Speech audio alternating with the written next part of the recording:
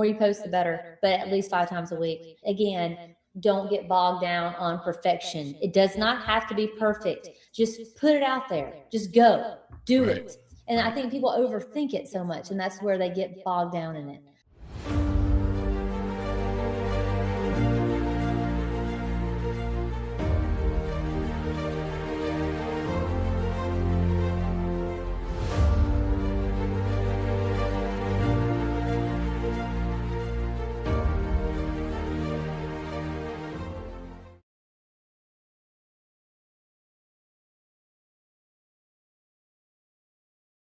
Hey, welcome back to the Real Estate Excellence Podcast. If you've ever doubted that social media can build your real estate business, this episode will change your mind. Today's guest is proof that consistency, creativity, and authenticity still win. She's built a massive online presence across multiple platforms by being unapologetically herself, sharing real stories, real listings, and real life with a growing audience of over 300,000 across Instagram and more than 1 million on TikTok.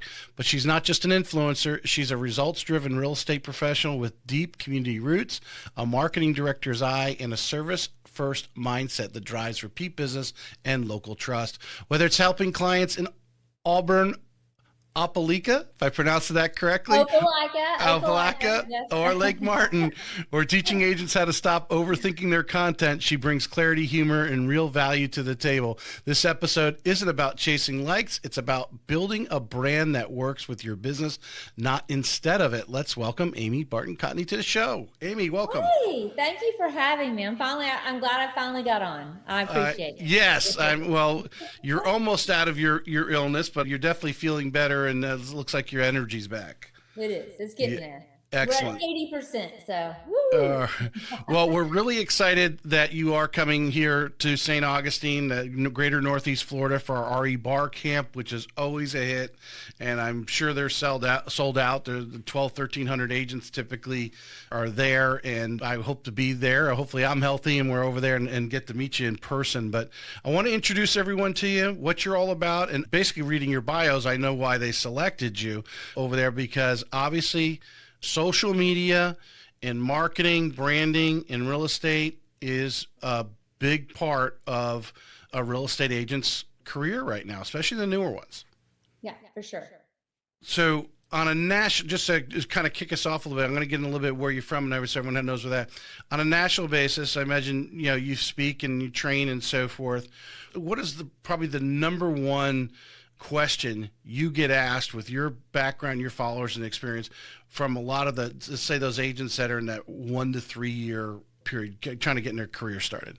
I think that there's several. And one questions that I get a lot, does social media really work? I haven't seen it work, like in my business, from it being, I call a baby agent, somebody just starting out. Right. And my answer would be 1,000% it works. It's kind of like going to the gym. You have to be consistent with it or you won't see results. If you are chasing likes, then, and you're only getting 10, you're thinking, that's 10 people that didn't see you beforehand, So you got to look at it at a different way. And it's constantly putting content out there and seeing it. It's kind of like fishing, seeing who bites. But it took me I started in 2016, and that was when I started. Nobody was doing video. Nobody was really on social. So that was my niche into the real estate world, because I'm not scared to be on a camera. That's another big thing as well, is that there's a lot of people that are scared to put their face on the camera. When you put your face on the camera, that other person behind there sees, oh, she's real. And I want to work with somebody real. I see, instead of just showing houses and stuff, you got to have your face. And that's one thing that I'm not frightened of. I don't know where I got a broadcast journalism background. That's probably why I'm not scared to do it. Also, I'm not really scared to make a fool of myself. Yeah. So there's a whole lot of things, but I think that that's one of the bigger things that I get asked is, how long does it take for where you start to get leads off of your Instagram, your Facebook, and all that? And it took me, I rattled the pot at first because it was something new. And then now I would have to say, other than referrals, 90% of my business comes from all my social media, for sure. Would you agree? This is my vision on when talking to people about social media. I think too many people it's like, hey, you did a podcast. Did you get any, from, or did you do an ad? Did you get any directly from it? And like you said, it takes time, but also sometimes you don't know that your actual business came from the social media. They may have saw you on social media, or maybe they saw you somewhere else and went to your social media, to kind of get the, get a little bit to know about you a little bit more. And then they call you. Or obviously, I think it's the biggest tool to use to stay top of mind of obviously your circle of followers that are watching you. And when they're actually ready to make a real estate transaction, they're reminded. They've seen you pretty much every day doing a reel, doing whatever it is, showing a house, whatever you're putting out there. And that it's a daily reminder that Amy's doing real estate. Amy's doing real estate. So all of a sudden now it's a real estate transaction and you come top of mind. Right. It really is about being consistent with it. I mean, that is to me the biggest key, and not getting down on yourself and trying to make it too perfect. I think that as well, that's the thing where people get stuck and they say, oh my gosh, so hard to do. It doesn't have to be perfect. Actually, I call myself, when I do videos, I call myself One Take Amy, because I'm like, no, I don't want it to be perfect. If I cough like I just did, or if I say something wrong and I just laugh about it, people can relate with that. And that's what it is. For me, it's about being relatable. And also, if you're that way, your people that you're going to work best with find you. And that it just makes every transaction so much easier if they know you a little bit better. Because I'm very authentically me on there, and I usually have the same type of clients because they know how I am. So it is very interesting. Yeah, I mean, well, like people, you attract like kind, and your little mannerisms that we all have, and we speak and we stutter and whatever it may be, it actually relates that you're a real person, and that this person is not going to be intimidated by even the people on TV, on the news station, who are talking every night and who are hired to look good in front of a camera. They will make some mistakes and so forth. Obviously, you do it every night. You get better and better and better. And that's really what it comes down to doing video. Would you agree? Yeah, 1,000%. So it's just practice, and don't worry about the perfectionism. And it does work. Social media does work. I think it changes so much.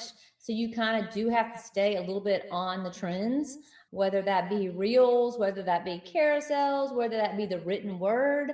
Supposedly the written word is going to be really hot in 2026, as far as and even podcasts, talking, your voice. I mean, I'll tell you, I had a funny story. I was in Home Goods a couple of weeks ago, and somebody heard me, who I don't know. Somebody heard me from a couple aisles over. They're like, Amy Cotney, and they're like, I hear you every morning. So my goal is I usually post at least once a day on my Instagram for sure. And it's usually at 6:30 in the morning. So, and I also had this past week where this guy stops me and he goes, my wife watches you every single morning. I feel like Captain Kangaroo or something, Yeah. So, but it's also something that I enjoy doing. I love doing it. I'm a creative person. Real estate is not creative. So for me, it's like my happy spot. And when I don't feel creative that day, I don't give myself a hard time and go, oh my God, I haven't posted. I just don't post that day. I've also have a brand now that can kind of run itself if I don't post for a couple of days. That's taken me a long time to get there. So it's work, but that's what it is. That's what you do. You go to work every day. Part of marketing, market. And that's just how what I do. I spend at least 2 hours a day on marketing. Well, I mean, I'm a big John Maxwell fan. The audience, anyone that listens to any numerous shows, I bring this up. Influence and credibility. That was one of the reasons why that attracted me when I saw an ad about doing a podcast, and actually hired the gentleman as my coach, because I really didn't know what a podcast was, 4.5 years ago. But those people that you were talking about heard you a couple aisles over, or the gentleman came and said, my wife watches you every morning. You have influence and credibility in the space, and obviously they're not the only ones. They're just the only ones you've run into. So when it comes to being that real estate expert, you're the first person that comes to their mind, and they're calling you, and they're going to take your advice because, again, you are a celebrity in their eyes because of your consistency and obviously showing up on their phone or TV. Well, I don't view myself as a celebrity, but I do get called that sometimes. I'm like, oh my God, I feel like I'm talking to a celebrity. And I'm just like, ah. And I do a lot too with social as well. And probably a different little topic, but I try not to make it all about me. I own two brick and mortars as well prior to real estate. So I Mhm. have a very soft spot for entrepreneurs, fellow entrepreneurs, because when you're in real estate, you're your own entrepreneur. But brick and mortar. So I am all about the community and giving back. That helps my bit. I've always done that since I started real estate. Like, hey, let me go do a video of the new restaurant in town or the coffee shop or somebody making Christmas ornaments or whatever. And they're like, well, how much do you charge? Well, I don't charge anything.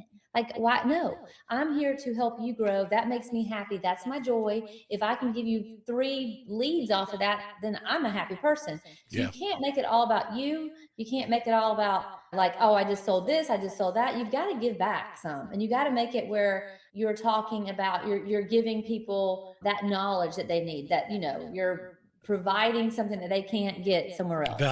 Value Yeah, for sure. that value. Thank you. I'm Yep, still on the value's the internet word. and a little bit. I'm going to just reach out to one of my sponsors, and I'm going to come back, and we're going to go back. We're going to start off with just a little bit about where you're from, so everyone knows, kind of where you're coming from. So one of my great sponsors here on the Real Estate Excellence Podcast is readtomato.com. If you're great at what you do, but your content keeps being ignored online, listen up. Read Tomato built something called the Hot Take Engine. Once a month, you spend an hour on a call. They'll put out your best stories, strongest opinions, and answers your buyers are already searching for. They then turn it into a full month of published ready content that sounds like you and shows up where it matters. Google and AI results. You don't need more posts. You need more signal. Go to Read Tomato. That's ReadTomato.com, readtomato.com, and book your session. That is an interesting thing too there to Read Tomatoes. A good friend of mine that I grew up with owns that company. And one thing that he's doing, he created websites for years, for over 20 years. He was doing websites for clients. But now him and his partner realized the search has gone over to AI, not completely, but even on Google. You've probably seen this as well. If you go to Google and put in Gemini, comes up with an answer, and sometimes you never even click on a link or look at the links that are there. And what he is doing is he's taking your websites and he's putting blogs and all that kind of stuff behind it, because that is what the AI searches are going after. Is they want hyper local, obviously the most current information, so that they can spit out answers, and then obviously they put little footnotes of where they got that answer, or summarize that answer, I guess you could say, there on AI. And so that's a whole nother aspect of it. But your social media platform is also part of it. I would imagine you do enough video. Or what's your extent on YouTube? Or do you store a lot of your stuff that you do on YouTube, maybe? I do more of my shorts on YouTube. I've done some long form content, but that was probably 2 years ago. And it's usually when I do a long form content, it's usually about like maybe a house that I'm renovating, because Right. people love that and and I can talk for a long time about that. But as far as like, I usually will stick some of my IG stuff or TikTok stuff over short form YouTube. On But I will YouTube, say yeah. like some of my, and it's usually more about, so we were talking about where I live. I live in Auburn, Alabama, and big college town. Very, very easy to talk about Auburn. I mean, we have people coming back all the time wanting to move back to live in Auburn. So if I'm putting stuff on YouTube, it's definitely Auburn oriented. If I'm talking on Facebook, then I'm going to either talk good about the coach or I'm not going to talk good about the coach. And I think too, realtors also are scared to maybe say something controversial on social, because, oh God, it might lose this client, might lose that client. Now, I don't talk about politics, religion. Hard no on that. But if it's about like an Auburn football coach, oh yeah, Right. it's going down. And people love that. Like Yeah. that'll be some of my best Facebook posts, is just about a new hire or something. But you don't always have to talk about real estate. You need to keep it a little bit more, talking about what's local, what's going on locally, and be that local knowledge in your town. And that's really what I really try to do a lot of. Let's step back so everyone has an idea, your background prior to real estate. What were you doing? If I recall in your LinkedIn, you were managing, or I think you owned a business prior to that, but what were you doing before, and then what caught your fancy to move to real estate? Okay. So prior to real estate, I've always been in sales. I don't think real estate is really sales half the time. It's like psychology. But so I had a business, and this is very hard to explain, especially if you don't live in a college town, but I had a business around game day apparel where I manufactured game day apparel. I live in Auburn. I'm from Tallahassee, Florida, fifth generation Floridian. So I grew up Florida State, and then I live in Auburn, but I was selling to all the colleges game day stuff until the collegiate licensing came knocking on my door. We're going to fine you an obscene amount of money. I was like, okay, I'm done. So Dad, he goes, Amy, would you just please listen to me for one time in your life? Just freaking listen to me for one time in your life. Either go sell high-end luxury cars or go sell real estate. And I'm like, well, Dad, the high-end luxury car in Auburn, Alabama is like an F-150. I am not selling F-150s. I draw the line. There have to be white. They're all white F-150s. And so I started real estate. And at first, my mentor at that time, she goes, Amy, I really think you'd be great at it, but you are a bit of a gypsy. Like, you like to travel and move around and stuff, and you can't really do that in real estate. I'm like, I'm not a gypsy anymore. I got this. And sure enough, I got so into, also, I got remarried at that same exact time, and he is in medical sales, and he's always on call. So it kind of really grounded me in one place where I wasn't hopping on an airplane all the time. And literally the first 2 years, it was grind. And it still is. Like, I've been up since 3:30 today. I'm not bragging. That is something I'm not. Yes, your email this morning was before I got up. I was like, wow, what time this lady got up? Yeah, this lady's crazy. Just ask my husband. But I love what I do. And it's kind of like I had gone to bed a little bit upset because one of my deals went through and I'm a first-time buyer. And I was like, oh my God, I got to find her another house. So I was just like, let me figure this out. And I had a lot of paperwork to do. So it's changed my real estate as far as where I was in life has changed my life, definitely for the better. It's got me way more grounded and definitely grounded in the community. And I do love that part of it. And I don't know where I got off topic. Sorry. No, you are right on topic, because I'm going to bring you in, because I think a lot of my listeners, obviously people who are doing really well in the business, they listen in, that maybe they'll get one little line that might, that's an idea. Maybe I'll look into that. Where I feel there's newbies or people who've been in the business a few years, but really aren't, they're treading water and maybe even thinking of quitting. I think every real estate agent has thought about quitting at one time or another. But so Dad tells you that, hey, you ought to look into real estate. You go over. Tell us about their first one. Your finding of a mentor, or did a mentor come to you? How did that relationship happen in getting you started in realizing that, hey, there's something here in real estate? So when I first started, I had no idea about diddly do. I'm like, oh, this is so great. I didn't even know about splits. I knew nothing. I'm just like, whatever. So I went with a large brokerage with one of my friends who actually mentored me. She's like, I'll take on Amy, the problem child. Because I've always been a little bit rogue and I just think outside the box. So she was my mentor, and I didn't go looking for her. At that particular agency, they kind of assign you to somebody, and that's kind of how that came about. And then you have to do 3 transactions underneath her. I will say this about me and about, I think, the better agents out there. I am very self-disciplined. I've been through coaching programs before. That doesn't really work for me because the coach will always say, okay, do this, do that. And then 10 minutes later, I'm like, done, done. So I'm going to wake up and I'm going to do the same exact thing every single day. And I don't need to be kind of told what to do. I feel like that's really important when you are self-employed like we are in real estate. I'm in a small brokerage now. There's only 15 of us, and we don't even have meetings. People, I'll have lenders say, hey, can I come to your office meeting? Yeah. We don't have that. I listen to a lot of podcasts. If I go to conferences, I will do my own little thing to get my let's go. Right. You'll search out what you're looking for Right. from an education. Yeah. I don't listen to any radio. If I'm in the car, which I'm in the car a lot, I'm going to turn on Gary Vee. I'm going to turn on somebody that I will sit there and listen to, Tom Ferry, whatever I want to at that moment, and get my go-go juice from them.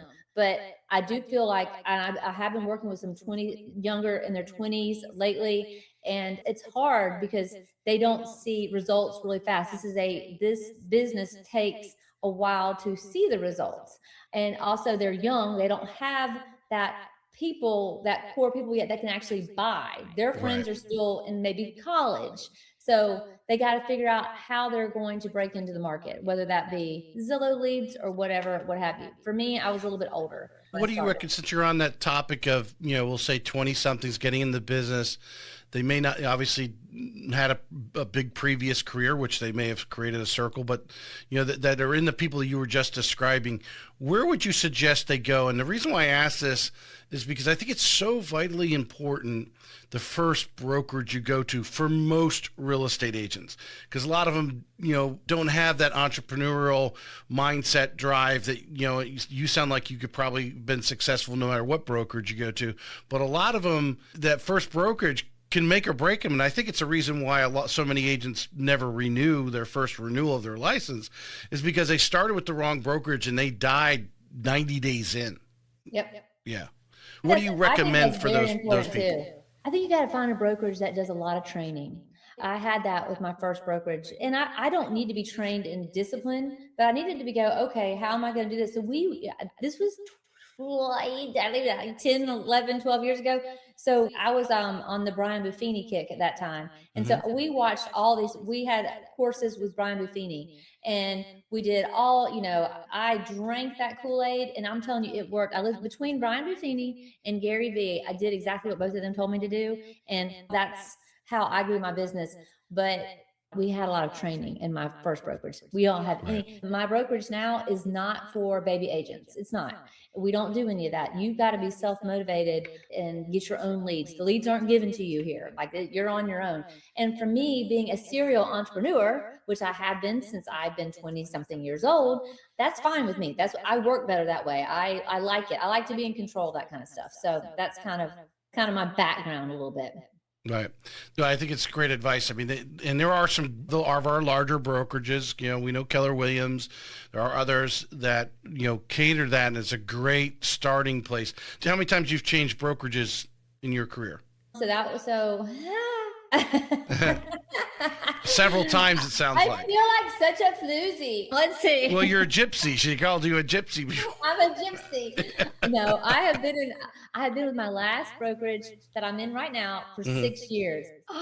I mean, breaking like my marriage, like I'm almost about to beat out another marriage by being married to the same guy. I have been in the same brokerage for 6 years. It's a miracle happening up here in Auburn. I've been in 4 different ones altogether. So my first one was the big one. And it was funny because back then, when you went to change a brokerage, it was like, shh, don't tell anybody. We're doing it in the middle of the night. I was like, what? Why are we changing? I was just going along with the crowd. I was like, well, I don't know why we're changing. They're like, they're charging our clients $350 for a transaction. We're changing. I'm like, okay. So at 2:00 in the morning, we go and get all of our stuff out of our desk. And I'm like, this is just weird. I didn't even know. So then I just followed them to the other brokerage, which was a terrible fit for me, like terrible. They did not let me. So I have to be in a brokerage that lets me be in charge of my own creative. Like, I don't need somebody looking at every single post I do every single morning. Yeah. Going, that's okay, Amy, you can do that. So that brokerage obviously did not work out for me. And then I ended up at another one, which was new construction. And I actually really loved that brokerage a lot. But, the longer you're in the business and you figure out capping and you figure out all kinds of stuff, I was leaving way too much money on the table for that one. So then I ended up where I am now. And yeah, I've had a lot of people try to recruit me out of that one. I'm like, oh, no. When you find your home and you find somebody that lets you be you, when I'm me, that means I'm going to sell houses. That's how that is. And so I love where I am right now. So I don't foresee me changing for. It brings up the word, you mentioned it early, branding and your brand. And Again, talking to some expert, I think it might have been Jonathan Stein with Location, if we were talking to him, is that brokerage that has that mindset that they are not actually the reason why you're doing deals, unless of course they're buying you leads, and they could say, well, we're contributing towards this because we're buying you leads.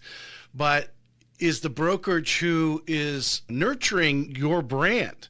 It's Amy who is the person that people are buying to, and it's Amy is the brand, not your brokerage. And I think with social media and everything, things have gone away, but not every brokerage has broken away from that. Now, I think there's one here in town, which I don't know details, but just some comments that I heard from an agent, someone like Sotheby's. They have this way they do things. Yes. And, so obviously they're marketing to a certain individual, but I would imagine, most brokerages are going to fall under individual brands like you're creating your own brand, and they need to learn how to nurture that and bring out your creativity. And I'm very lucky of where I am because I get to do that. My brand is Amy B. Cotney. Mm-hmm. And my roots real estate is my brokerage. But everybody knows me by Amy. Everybody actually knows me by my Instagram handle, which is Sweet Home Auburn AL. And I'll have people on the street go, "Hey, Sweet Home," That's great. It's crazy like that. But that's my brand. That's my brand. But it's taken me, that's one of my things, my passions too, is I love branding and I love creating a brand. I love being able to start something from baby and turn it into a brand and a life. That's love it. If I wasn't selling real estate, I would probably try to do and help other people brand themselves. Because I think everybody, I don't care what business you're in right now, I think everybody is kind of their own walking brand at the moment. Yeah. In whatever business you are. Well, this brings up a great topic, which I imagine is going to be a breakout session at the RE Bar Camp. So those organizers who are listening to this obviously need to make sure you're in this breakout session to help facilitate it and guide. Because I think a lot of agents right now, and not just real estate agents, I think we can go across any similar industry. Although mortgage is somewhat similar, we're not being pushed so much to branding ourselves as much as you are, although if we can brand ourselves, that's great. The importance of, I want to get to the amount of training and the amount of stuff that's being fed into you, into the real estate industry and real estate agents on branding, but I don't think anyone's truly defining it. And I think most of the audience, and I would put that number to 80-90%, when you say brand yourself, really have no wall to stick that on. They really don't understand what that means. Can you elaborate on that? I hope you agree with me. Maybe you disagree with me, so come back with that. But how does someone get started in that? What does branding in real estate mean to Amy? All right. Well, so I've had to change. So I have evolved over the years, and I've learned a lot. So about what you need to do or what works best for me, I should say. And if you're even like on TikTok and you're even somewhere where you have, I have 1.3 million followers on TikTok. Well, there's a reason for that. And this because people like to watch me doing crazy things. But with that, you get a lot of, oh my God. Yeah. You get a lot of comments. So I don't let the comments go there. But what I have done and what works for me is with the brand, people associate me with being like I have a pink sweater on. You're not going to see me in beige, for God freaking sake. Hell no to the no on that. There's not going to be any beige. That could be somebody else, but that's not Amy. Amy Cotney has got the brand where she's bright, she's happy, she's animated, and I feel like so ex-husband number 2, and I have several of them, but we're going to talk about him because he had his own business and he was really good at marketing. And he told me, and I don't know why this stuck with him, I should call him and say thank you if we were still speaking, but we're not, and say thank you for this. He goes, Amy, you are your own brand. You just be you. Be your own personality. Be you. That is your brand. And he was right. And so I am Amy. This is me. This is what you get when you see me. But I am very strategic on it. Like if I'm doing a video, then I'm going to go and throw on something, a bright color, mainly too, that grabs the camera's attention. people go, oh, like if it's a bright colored outfit, that's everything for me is very strategic. Like it is strategic. Used to do all my videos like on TikTok, which I really feel like that kind of catapult us, my husband and I, in front of an orange refrigerator. Everybody knew me because of this orange refrigerator. Why I did all of our stupid little dances in front of an orange refrigerator. I talked about real estate in front of an orange refrigerator. Why? Because people then start associating me with that. They know I'm on, they know I'm talking about it. I have a pink refrigerator now. So it's all branded towards my personality and what feels good with me. That's your brand, but you got to figure that out. I've had to change it. I was during COVID, and I think everybody was. I was like on all the platforms, drinking my wine, talking blah, blah, blah.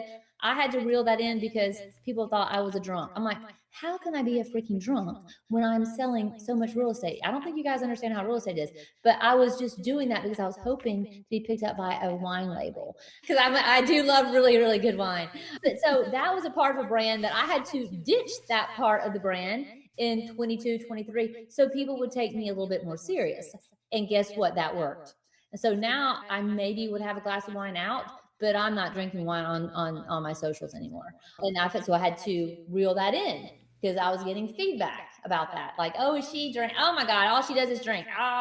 And so guess what? My business, boop, boop, boop, boop, boop, when I quit doing that. Well, I mean, one of the first things I noticed was a couple of your headshots and the way you do your hair. My hair is my brand. Yeah. And then, going to go get it done today, actually, after I live here. But it's definitely that too. I always have blonde hair. I always have some obnoxious glasses on, and I always have bright lipstick on. So that's kind of my brand too.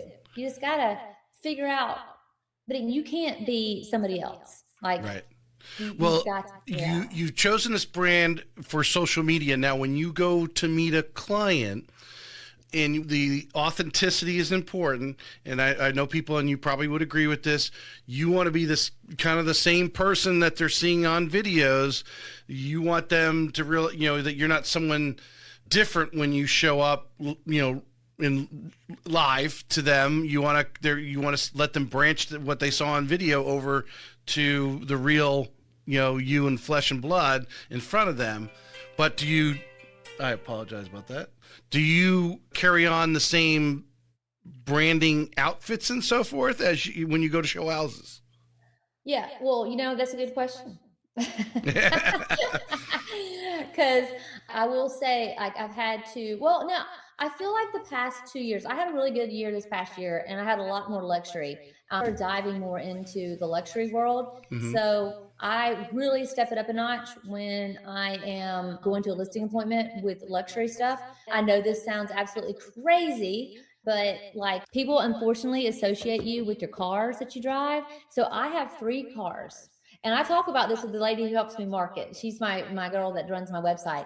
And she's always like, I think for one video, you should be in your Subaru. And then the other video, you should be in your striped Mini Cooper. I have the most obnoxious Mini Cooper, which I love this car so much. I've had it for 20 something years. So oh my God. It was for one of my brick and mortar stores. And it is, I will never sell it. It's a little stick shift and I love it. And so when I know my clients really well, I will pull up in my Mini Cooper. She does not go out very much because I don't want people to think I'm that crazy. But then if it's a very high-end luxury one, my dad a year ago gave me his Porsche, his Boxster. So I'll pull up in that and I'll do videos. If I'm doing luxury videos, I'm driving the Porsche. Right. And I really do think like all that stuff, I try to wrap it. I've tried to make my brand the past year and a half a little bit more luxury and a little bit more refined, a little bit more dressed up. I might not I might not say shit or something like that. I might, try to. So I'm just I'm evolving, but I'm still aiming. I'm evolving. Well, I guarantee a question any listeners listening right now, you said you did more luxury this year. Did you do something different in your social media that started to lean you that way? What did you do? Started really focusing more on, so here's how the luxury started.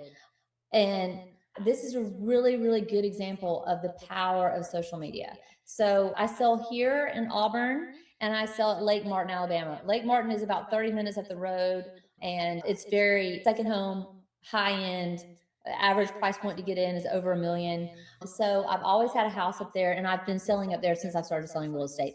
However, this past year kind of put me up into a different category of selling up there. I was like maybe selling 5 or 6 a year up there. Now I'm pretty much half and half, Auburn, Lake Martin. So this is an important lesson for you agents out there. I was on my Wayrunner, and I was filming a new construction house, pulling my little phone out, and just, I mean, there's, waves and I'm bouncing around, and that was a new construction. And I didn't tag the builder, and I didn't even know who the builder was. And I actually thought that another agent had it. It was a beautiful house. I put it on my stories. I'm like, look at this new construction going up. That builder calls me up. It was a $4 million listing. He had 2 of them. I got 2 $4 million listings from a video on my Wayrunner. Great story. Great story. Yep. I wasn't in the video. I was just talking. I wasn't even on it. And then I'm like to my accountant, can I write the Wayrunner off? Because I didn't get business from it. And so anyway, just little things like that. I think that somebody sent him that video, and they're like, hey, look what this agent's doing. And then he goes, well, that agent's doing already more than what my agent's doing. Right. So I'm going to give her that. 2 $4 million listings, when you have those, the clients start coming in. And I had to be at every single showing. That was my promise to him. Mm-hmm. So I was like, I'll be at every single showing. So a lot of it, when you get into luxury, they don't go through another agent. They come straight to you because they know that you know about that house. So they might not buy that house, but they might want to go see another one. So yeah, I had, because of that one Wayrunner video, one little simple unedited Wayrunner video, got me a lot of business. Yeah. Mm-hmm. That's a very powerful story there. I mean, some agents do it, but again, it's again consistency. Not enough agents do it, as you obviously realized in your area. I think sometimes we think everyone's doing it, but the stats out the other day, 70% of the agents did 0 to 1 deal. So what are they doing? You got to realize you're really competing against what perceived to be less than 30% of the licensed agents, but really your competition is down to the under 5%, and I think that's actually a lot of agents who are out there doing it. And it only takes filming that new construction house, and all of a sudden, boom, you got a handful of deals that most agents would dream about, just having those 2 or 3 deals for the entire year, and the income that you can obviously drive for, especially at that price point. What was the return on investment, there? When did social media become the thing for you? When you started your career, you had your mentor, you're there, and I don't know if you were in that initial brokerage, but when did you get the aha that you wanted to go all in on social media? Right when the day I started. I already had my Facebook page lined up, and in my Instagram, it was the day I started. Mm-hmm. Again, I was a little ahead of my time before that. Right. I mean, nobody back. You saw where it was going. Yep. It's a Gary V. That gets me back to Gary V. And also I had that for my business, my skirt business, my game day business. I had already doing social for that. I will tell you this, and this goes to everybody: don't listen to the naysayers out there. Don't listen to people going, you look really dumb. You look, oh my God, you look so old. You talk like a Southern hick. Someone actually said that to you? I've been told you need to go and get braces. You don't need to you need to wear contacts. You need to do this. You need to do that. Thank God I have thick skin. That's another thing I'll tell you. You've got to have thick skin, and you cannot give a crap. You just have to keep on going on. And I mean, if you're on TikTok or Instagram, sometimes I don't even open my DMs because I don't even want to hear what people have to say. Your husband is sleeping around. I mean, the amount of crap that I hear on a daily basis. Was that one or two? So I just kind of I let all that noise go, but you cannot be very judgmental of yourself on social. You just can't. You just have to do it. And that's been me from day one. I've always been heavy on social. Yeah. Well, this is going to be a chapter in my book. I've done your episode 303 and of all the agents. And it really comes back to that. What you were just saying right there is authenticity. And that's why people, I think, I was watching this past weekend, and unfortunately I was out of town, but with family at a funeral. And we were all kind of sitting around, watching. We had a ball game on, and everyone's, we're chit-chatting a little bit, but everyone's got their phone in their hand. Everyone's scrolling, and I think some of them were playing some games and stuff, but the reality is we stop with authenticity. We stop with silliness, those types of things. If it looks too clean, people, I think, immediately assume it's probably an advertisement. And what you're going back to is you are you look the way you do, you talk the way you do, whatever it is. And that's the authenticity that people stop long enough to figure out who you are. Yep. Would you That's agree? right. Yeah. I agree. Yeah. Yep. And it's a blessing, actually, to be able to do that. Because there's so many people, like I used to train a lot of people to help them with their socials, and they just worry too much about what other people think, and I don't, and it's a blessing. And it's probably not I don't think my mom thinks it as a blessing because I embarrass her a lot of times, but I think that it is a blessing. I also think that this right here, you've got to be very, very careful with it. It could be for the good or for the bad. I don't know if you know Darren Hardy. I was taking a course of his, and he had a great thing, and I've been doing it for over 3 years now. I have a time limit on how long I'm on social for a day, like for that day. It's an hour. Right. So I do not doom scroll or anything. And if I don't get my posting out, that includes posting something, and that's an hour. And I feel I'm much more productive if I have that on there. He had several really good pointers on there as well about not being so attached to your phone. Of course, we have to answer our phone as a realtor all the time, but you don't need to be scrolling on it. Right. Well, Amy, let me ask you, so you're kind of on the topic. Is there anyone, and I imagine this has probably changed over time too, maybe some podcast or YouTube, whatever, people that are talking about social media that you regularly listen to and steal some tips and tricks from? Honestly, probably no, and I go back, and I've said his name several times. I call him my business boyfriend. Would be like with Gary Vee. I think that he is ahead of his time. And if he says a trend is going to happen, if he says get on Substack, if he says get on TikTok, I'm going to do that. I don't follow any other realtors. I don't, because I don't want to do the same thing that they do. No, I'm actually talking about people who like specialize in YouTube or specialize in Facebook or Instagram, who are giving tips on the type of things Gary Vee might give out. Is there anyone out there? I don't. I do I do what I feel is natural to me at that time. Like I do not overthink anything. I mean, if I'm listening to a podcast, and usually I will say it's probably more like with Gary Vee stuff. It's like the written word. So then I'll go to Facebook, and I'm a journalism major too. And I'll just write out this long post. And guess what? Some of those, like on a business Facebook page, I could have 800 likes and 300 comments, which is a massive amount on a business page. But are you blogging? Do you blog? I do not blog. I don't have time to blog and sell houses. I'm like, I can barely do all this, but I love to write so much. There is, I mean, you're going to see obviously the material I take from the show. There's a blog on the show's website, but also I do an article on LinkedIn. So if you go on my LinkedIn and look at I think they actually call it the newsletter. You can have a newsletter under your thing, and if you go down, you are going to see a lot of the people. I've been spending a lot of time catching up with that because I didn't do it at the beginning. But obviously it's putting the show out there. It's putting the person, highlighting the person, putting it on a pedestal, but then all the links are in there because I'm working on the AI strategy of the search. Someone looking for a top real estate agent, and hopefully it's going to link up with someone that's been on the show, whether it's in Auburn, Alabama, or here in Ponte Vedra, Jacksonville, whatever, that it's going to link and find them because I'm blogging behind them, that material. The lady who helps me with my website, because I do everything myself. I am not a control freak except for my socials. I'm a very big control freak with that. But my partner in crime with my website, she does blogging on my website. Like she does the writing, because I had something come up and I was like, what is this about? What is this article? Like the most looked at article, because Google will send you what they looked at under Amy Cotney. She goes, oh yes, I wrote the blog. And she uses almost off my videos that I've done. I'm like, okay, they are on my website. It's just I do not do that. I can only do so much. Well, you have someone doing it for you, and that's the important thing. Yeah. And that's what, when I was talking about the Reed tomato, that's what he's doing. And you mentioned the lake, and I had Jim on the show, and one of the things he was talking about, that he does is he's got a customer in Southwest Michigan where there's a lot of lakes.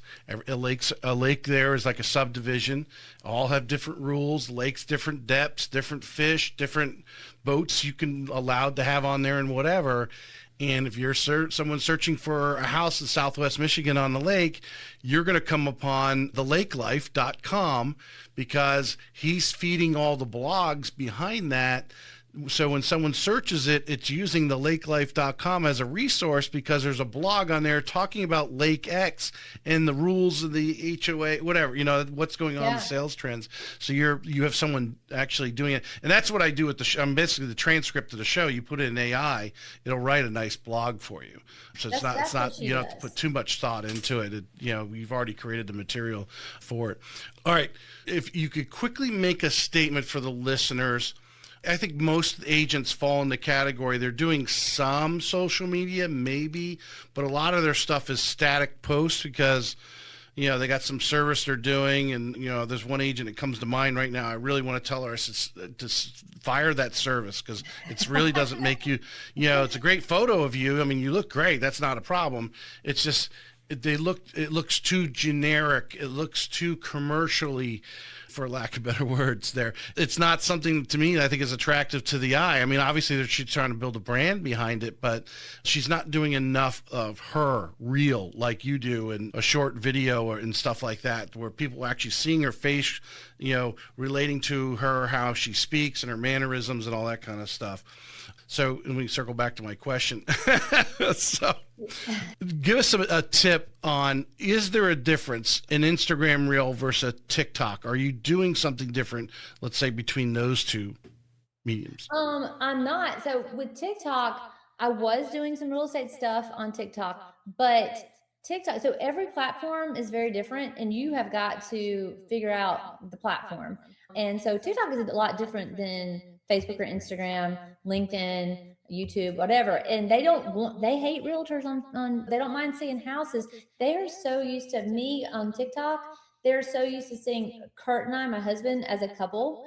And if I post by myself on there, or if we're not doing something together, it's just not going to get seen. But when we are doing like little quirky things on TikTok, I will shove that over to, I have two Instagrams. I have a personal Instagram and a business Instagram. So my personal one is Amy Barton C. And so anything that is family or relationship with my husband oriented, I shove over to that. And people follow that too. And they know I'm a realtor and they see me, the silly side of Amy that's not always in real estate mode. It could be with my grandkid. I think that's good for everybody to see, like, because people will stop now. I saw you and your grandkid. So that's more TikTok. That's more my audience on TikTok. Sweet Home, my IG, definitely reels, definitely about real estate. A lot of carousels. Carousels are doing really, really well right now. And then Facebook, and also keep in mind, Instagram is massive. Like, it is reaching everybody. Like, I had people Switzerland, China that follow me. Everybody. It's just craziness how big that is. Same with TikTok. Facebook, hyper local. That's why I can completely talk about Auburn new coach or firing the athletic director, and then everybody's like, yeah, me go. So you've got to completely do you can't always do the same thing that you're doing on IG that you do on Facebook. Amy, isn't that a lot of work? Yes, that's called a job. That's what we have. We have a job. Yes, we show houses. Yes, we list houses, but we have to market ourselves in a different ways and figure that out. Yes, it takes a lot of time. Hence the fact I get up really early, but you got to kind of love it and live it. This is a job that is, my brother's like, you need to take off a Saturday. Well, who the hell be hit? And then he's the one who's calling me about a house on a Saturday. Right. I said, well, when do you think it's a lifestyle almost. And obviously I love it or I wouldn't do it. Do I like it every day? No, I don't. So Instagram allows you, for instance, the show's Instagram site is all reels from the podcast, right? So when I go on there, but I have it set up to send that reel over to Facebook as well.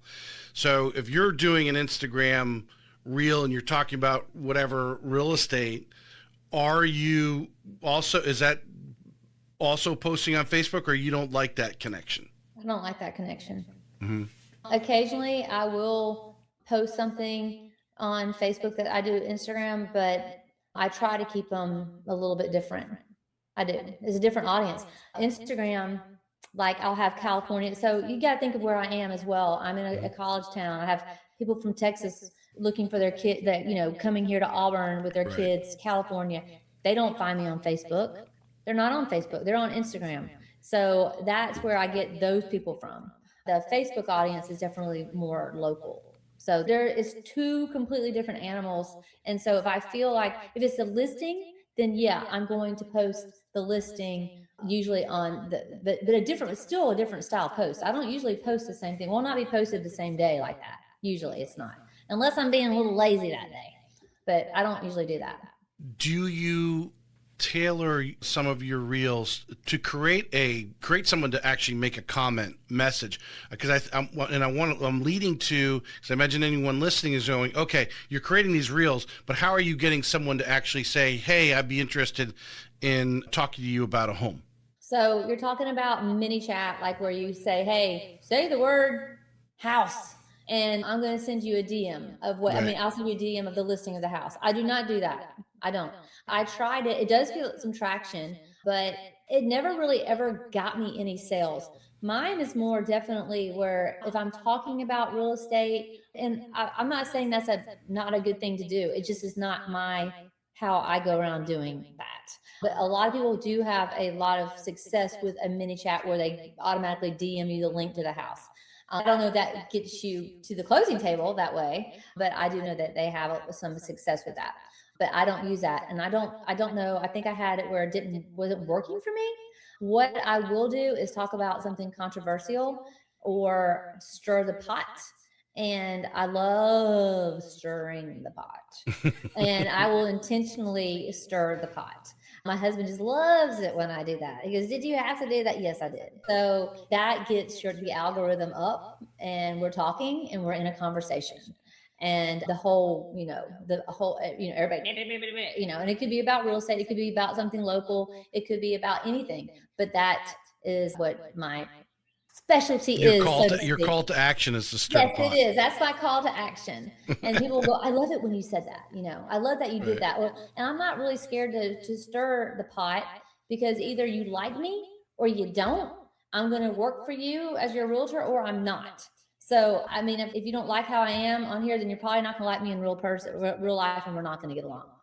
When you go to your listing appointment, say, it could be a cold listing appointment, or, not a hot referral. Like, if your friend referrals someone, that one's probably going to go with you.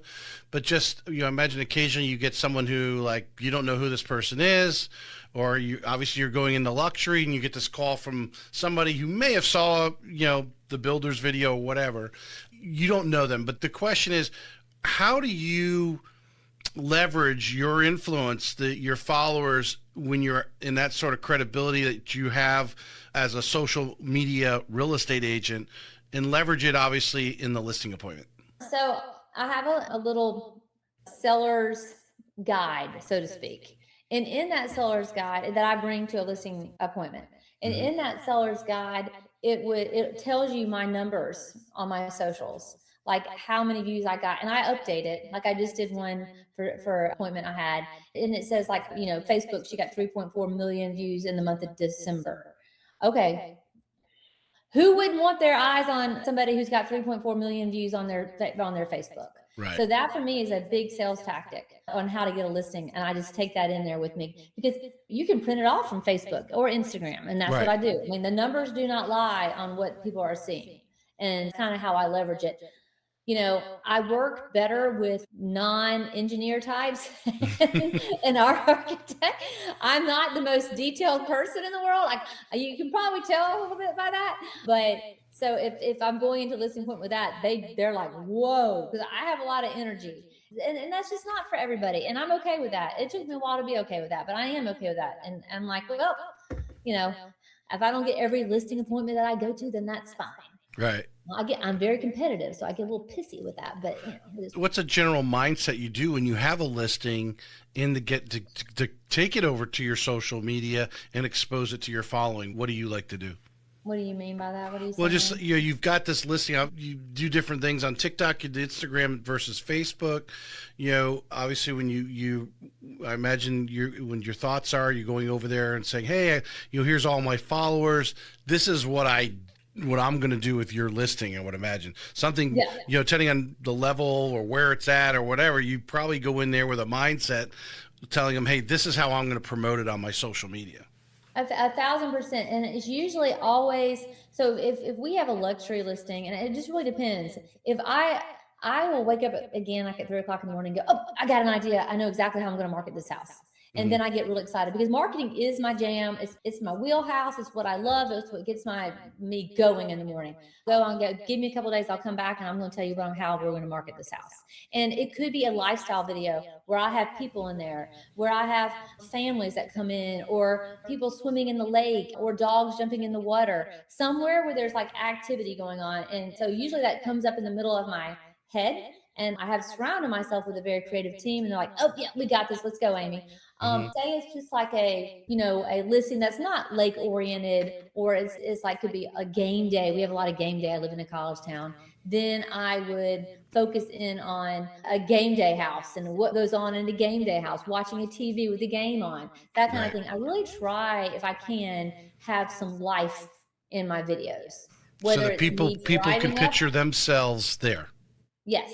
Yes. Mm-hmm. Yes. Brilliant. Very much so. Brilliant. And but that brings joy to me. That some people that would stress out, I think it's a lot. It is a lot to, get everybody together on the same day. The weather's got to be good. But to me, that is my joy, my passion, and it separates me from the gang a little bit. It's a lot of work, but I love it. That's what I love. Well, no, I like it because I see a lot of agents spending a lot of time on videographers and so forth, and there's only a few that really focus on what you're doing to give that relatable video, almost like a commercial. Someone listing their house, they want their, especially you're looking at, you want to get into luxury, and every agent does. You picture this beautiful home, you've got to make the people buying it go, oh my God, I can see myself there watching the ball game, looking out over the lake or whatever it is. Yep. And that's where the money should be spent with the videographers, creating that atmosphere, in my opinion. That's right. Yeah. It works. I mean, it does. And then you can put that in the MLS. It populates the Zillow. It's there. It's a whole entire little movie. It's a beautiful thing. It does take time. It does take money. I will say this too. I'm very blessed as well, because you got to be a little bit creative with these videographers. My son is a videographer. He's a really great videographer. Does he do my videos? No, he does not. He's like, oh, first of all, I can't afford him. He's too expensive. But I live in a college town, and we have people that need money. These students need money. These students are way smarter than I am with technology. So I have a drone guy that he's not even in, that says it as a hobby. And I'm like, what are you doing today? You want to make $100? Let's go. And we're all filming. Right. So I'm very lucky to be able to pull from the college with people who need money. It's so easy if you think outside the box. You don't have to have fancy schmancy stuff. The majority of everything I do is on my phone, and my phone is 3 years old. And it's not even a fancy phone. You have an iPhone 14? I have an iPhone 14. I have a 14. Mine's a 14. Yeah. And but everybody's like, you need a new phone. Do I? I don't know. I mean, it hasn't hurt my sales, so I don't know if that makes it. I don't think bigger and better is always the right answer. I think we go back to where we started with this conversation with, you have to be consistent, and it just has to be a habit of something that you do every day, and you can't overthink it. And you might not be for everybody. That's my other big message, is it's okay if you're not for everybody. It really is. And we talked a little bit about luxury. And I will say, when you get into luxury, it is not an easy, there's a lot of pressure on you with luxury. So that's a whole nother ball game when you get into that. It's different. I want to go here. These are trending questions. At least they were a couple weeks ago anyway, when we originally were supposed to come on. But I can't believe they're that far off. So I'm just kind of, not necessarily rapid fire. We'll just make a few comments about them and just get your opinion on these. What's the number one mistake realtors make with trying to grow on Instagram or TikTok? Yeah, number one mistake. Just sold. just under contract. Me, look at me. Oh my God. Blech, I hate that. So yeah, that's their number one mistake, in my opinion. I would agree. I hate to go on someone's Instagram page and all I see is pictures of front of houses. Yeah. Yeah. Yeah. That's horrible. The number one mistake. Yep. How do you go from 0 to 100,000 followers without dancing or doing trends? Well, you're not going to do that anymore because of the algorithm. So that people are not following people anymore. End of story. That's just not happening. It's not the cool thing to do. That's not the thing. That's not the flex of 2020. It's not the 6'7". Yeah. That's that right. Yeah. You don't follow. You might like, but you're looking like I can go and post a video and I go back into my insights, which I love doing. Again, I'm a very competitive person. So I could have 100 likes on there, but my views are like at 19,000 people. So people are watching, but they're not liking. That's not cool. So you're not going to go to 100,000 unless you are like freaking Alex Earl or something. And it's just very hard. That will not happen. I don't think, unless there's a new platform that comes out there and you need to be the first one on it, then heck yeah, do that. But Instagram, that's not going to happen. Well, the next question is, what's more important for agents, followers, views, or engagement, and why? You know what? Views. Okay, so I didn't think about that very long, did I? Mm-hmm. I'm going to go with views on that because I might not be where everybody goes engagement, but people watch. There are so many people that just stand back and watch. They're not going to engage and they're not going to follow, but they're damn sure going to watch you. So in my opinion, it's views. And the reason why I say that, several different things. I'll have people go, hey, Amy, I've been watching you for years, but I've never reached out to you. I've never said anything. I'm a quiet watcher, blah, blah, blah, blah, blah.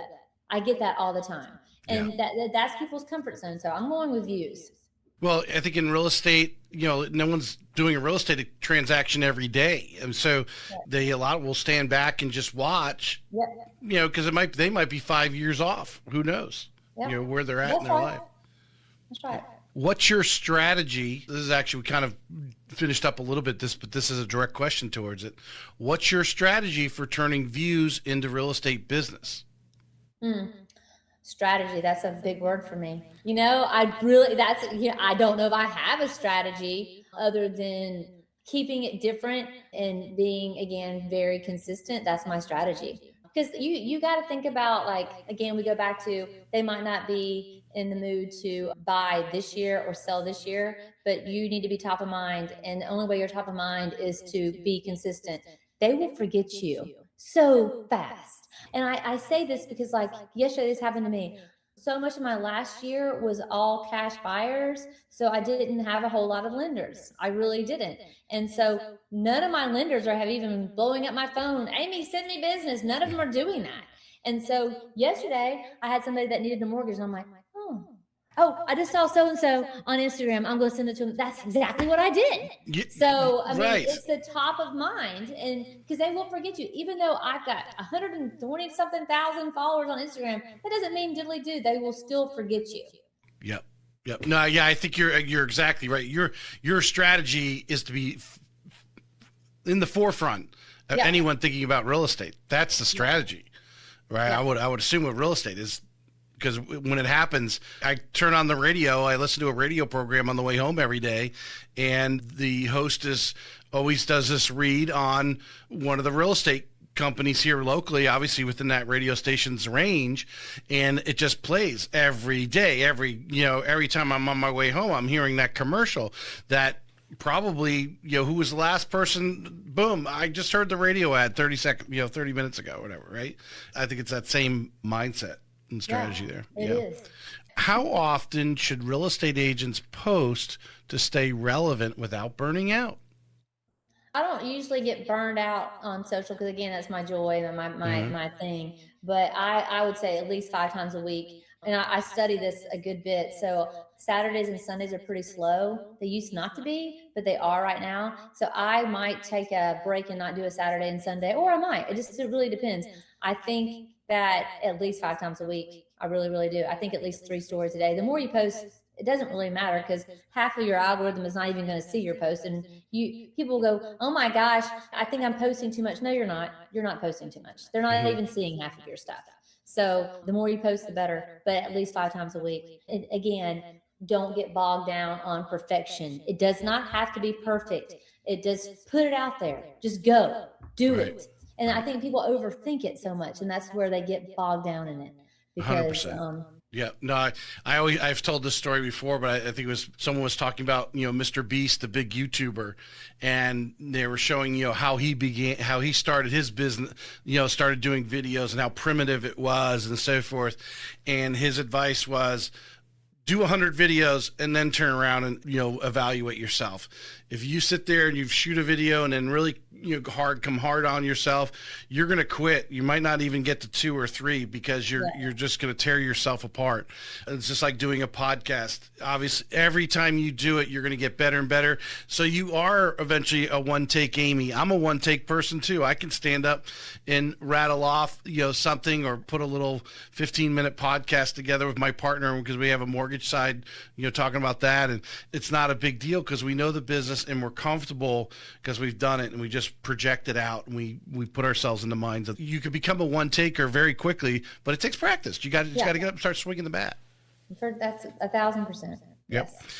What kind of content actually works in small real estate markets like Auburn or St. Augustine? Local content. You being the go-to person on anything local, which I have become. I call myself the social mayor. That doesn't mean I'm out at all. I don't go out very much because I get sick when I go out, I feel like. I haven't been out in a month, but I know what's going on in this town. I know what's going on at the lake. And I know when the restaurants are open. I know what what food is good. I know what's going on. That to me is very important in a smaller market.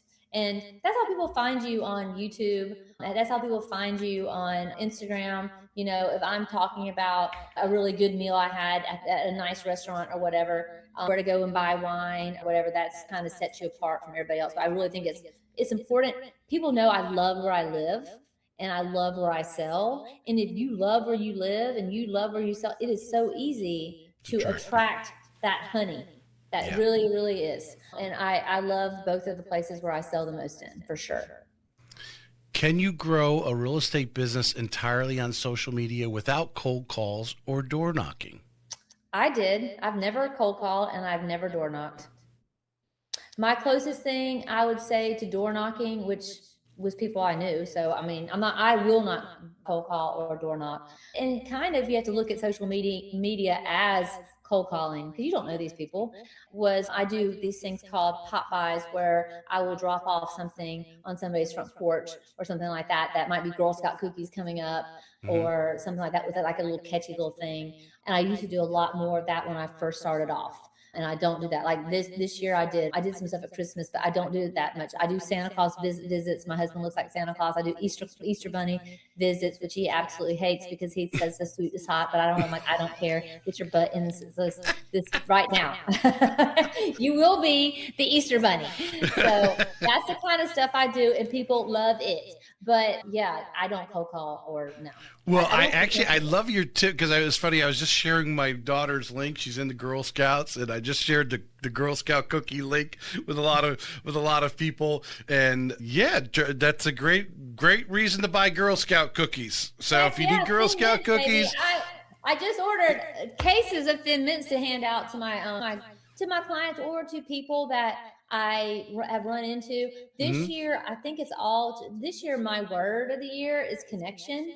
And because I'm so used to being behind the camera and everybody knows me, and then I'll go out in public and they're like, hey, I'm like, hey, they think I know them and I don't. So I am really trying to at least once or twice a week sit down, which is very painful for me, by the way, it is, and have coffee with somebody, take that hour off because I'm like, and then for me to slow down, it's really hard for me to get back up again. So I'm just like, all right, you can do this, Amy. I really think connection and sitting down and talking to people one-on-one is going to be a key this year as well. more of a human connection. I think what you're doing with podcasting, I love talking like this. And I think that if you can do that, I used to have a podcast too. I loved it. It was my happiest day of the week, but it was before it got to be, like, I had to have a whole production thing, and it was like a lot. And then COVID hit.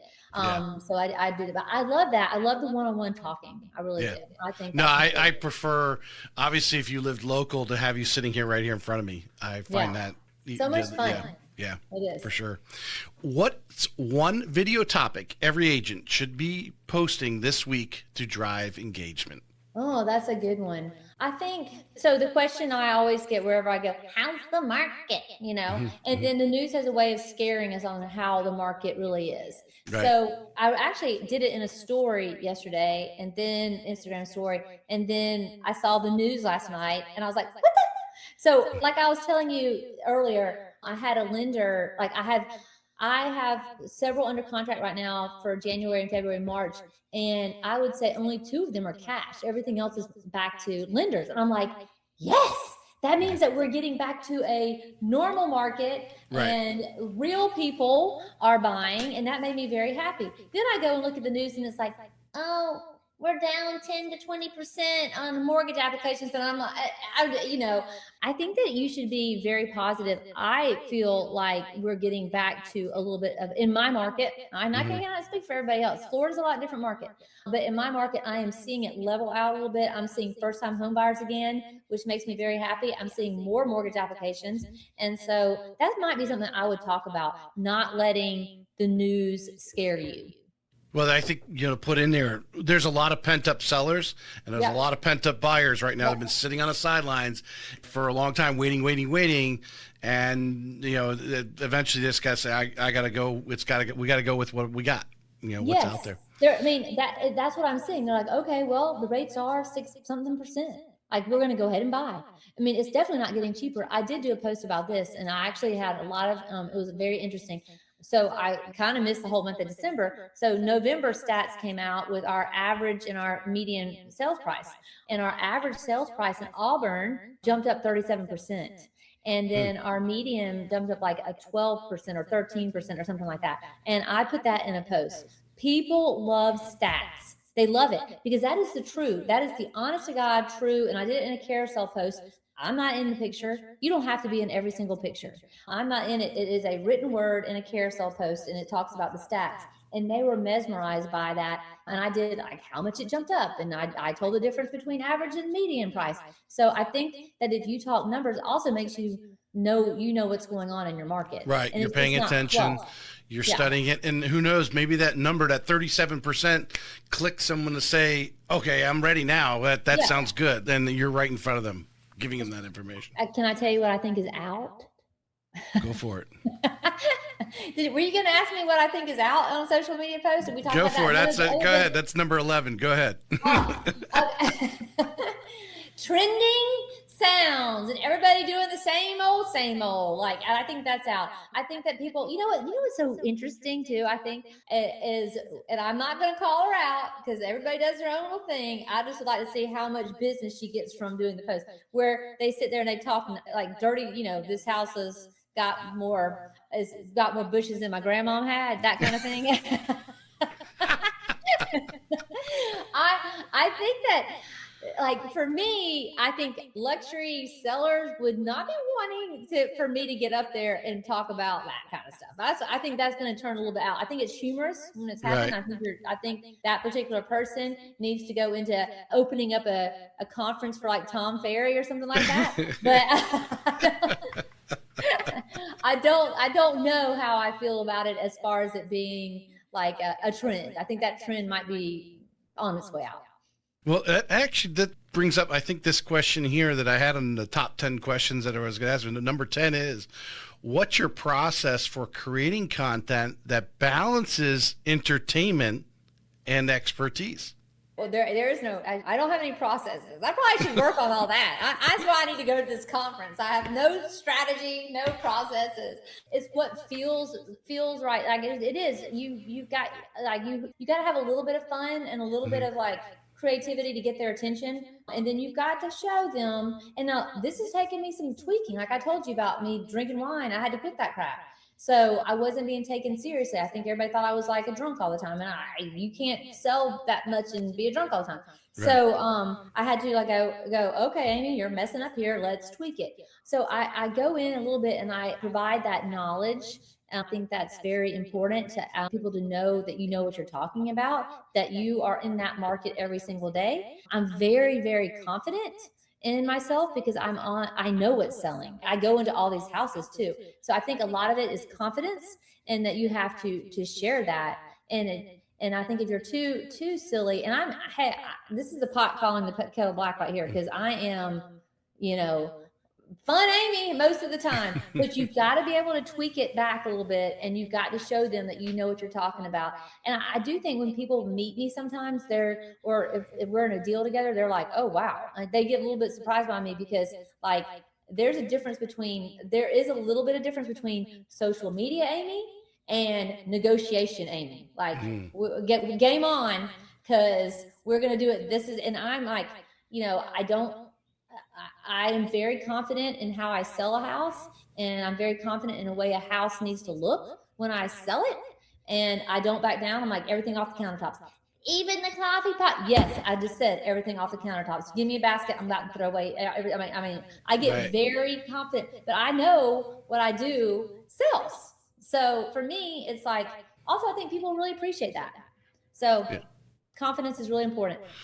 So what I'm getting is, if you want to create just a fun, kind of jokingly entertainment reel, you don't want to really mix that with some market knowledge, right? Correct. You kind of want to separate the two distinct, so there's a credibility part to it, and then what they're actually paying attention to. Because if you do a silly video but actually have a really serious tidbit in there, they may not take it seriously because you made the video in a more humorous or joking manner. You do have to keep them separated. Yeah. Like that is, and people like to see both sides of that too. Like I will post a video of fun. I did one a couple weeks ago where I posted my husband and I, and he also sells real estate, but in his real world, he's out saving lives with pacemakers and stuff. Like, I'll call him like, can you go open the door? Can you go show? No. I'm putting a pacemaker in right now, Amy. I'm like, oh. But people like to see us together doing silly things. People like to see us together in a video, and use that for my advantage, where we play off of each other really well. So you can get kind of silly with that, but then I'll bring it around the next day and we'll talk stats. So you've got to be able, but I go back again, like it's taken me, some time to be able to figure out what works and what does not work. Right. I also was doing more influencing, I would say, where people would send me a product, maybe a vacuum cleaner, and to sell, off of the TikTok stuff. And I had to quit completely doing that because it was confusing my audience. It's like, is Amy selling real estate, or is she selling a vacuum cleaner, or is she selling mascara? What is Amy doing? So I quit doing all that because my bread and butter, I figured out real quick. If people think influencers make a lot of money, they do not. So my bread and butter is real estate. So I just quit all that and honed in on real estate. And ever since then, beep, beep, beep, beep, beep, business has gone up. So, yeah. Interesting. All right, last question. What's the key to build a personal brand online that people actually trust? I think being completely, however that is for you, being very honest, and you've got to look in the camera, and you've kind of got to be their friend. You've got to answer them back on DMs. And I've gotten a little bit bad about that because sometimes they scare me a little bit. When I open them up, I'm like, oh my God, you need Invisalign. I mean, I just get tired of hearing all of that. But you've got to have a relationship with them online and be very sincere. And I think that's hard for a lot of people. It really is. And being able to look directly in the camera. And I also follow one person. You did ask me about who else I follow. I follow Chelsea Pies, P-I-T-Z. She does a lot of public speaking, and she's a good one to follow for tidbits on social media too. And I love her stuff. And I follow Pinky. She used to be Pinky Knows Naples. Now it's Pinky something else. And she's out of Florida as well. And she's got a big following, and she does a lot of social media stuff too. So I do listen to both of them. We've been friends for a long time. So since Those I are both started. agents that are aggressively Well, Chelsea's online? not. She was on lending, and then she's now a full-time coach. But Pinky's an agent, yeah. Okay. So those are two good people to follow that are normal, non-Gary Vee people that are in the business that know what they're doing. Right. Yeah. Well, I appreciate you coming on here. We've gone on, an hour and 25 minutes now. Last 15 minutes, I looked down and said, okay, we got to start winding this up. But hopefully some of our agents here locally, obviously I'm going to be putting this out. This will go out live on, what's today? Thursday. We'll go out on Monday. We'll go out on the audio, but we'll be following up with the social media.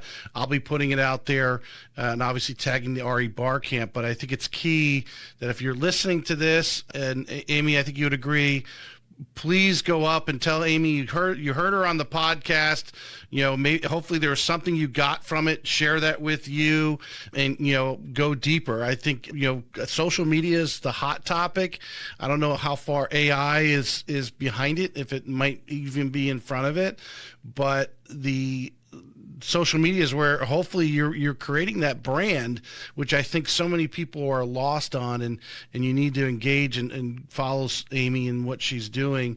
And obviously now you know her, and reach out to her and meet her when she comes in town for the RE Bar Camp. I'm looking forward to it. It's been a long time since I've been to St. Augustine, so I cannot wait to see everybody and meet you guys. Nights of Lights. So you're making a weekend of it? Are you going to make a weekend of it in St. Augustine? You're not just going to flash in, flash out? I know I'm staying. I think I'm staying till Sunday, I think. Oh, good. Yeah. Well, I can tell you right now, it's beautiful weather. I think we're probably going to hit 80 today. Hopefully we won't have one of those cold weekends where it hangs out at 40, 50 degrees for a few days. No, I don't want that. We go through the entire 4 seasons pretty much every day, because the temperature swings could be 30 to 40 degrees any one day. So hopefully you'll have a great weekend and get out to stretch out in the old city. So Amy, I look forward to seeing you on the 23rd here in St. Augustine for the RE Bar Camp, and I appreciate you coming on and providing some great content here for the show. Well, thank you. And so I thank you so much for being patient with me. And third time is the charm. And thank you for having me on. I appreciate it. I appreciate it. You have a super day. We'll talk to you soon. Bye-bye. Bye-bye. This may be it for today's episode of Real Estate Excellence, but we both know your pursuit of excellence doesn't stop here. To connect with the best of the best and really take your skills to the next level, join our community by visiting TracyHayesPodcast.com, where you'll meet more like-minded individuals looking to expand their inner circle and their personal experience. That's available at TracyHayesPodcast.com.